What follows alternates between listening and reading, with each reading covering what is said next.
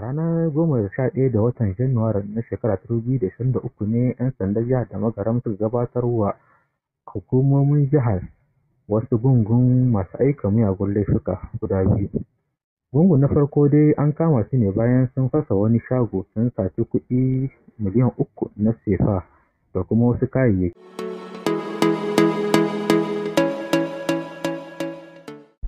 Gungun na biyu dai an kama su ne bayan sun shigo garin na Damagaram da wata ƙwaya da ake kira da suna Fasigafalas. Ita dai wannan ƙwaya tana da sinadari ɗaya ne da wacce ƙwaya da aka sani mai suna Tramadol.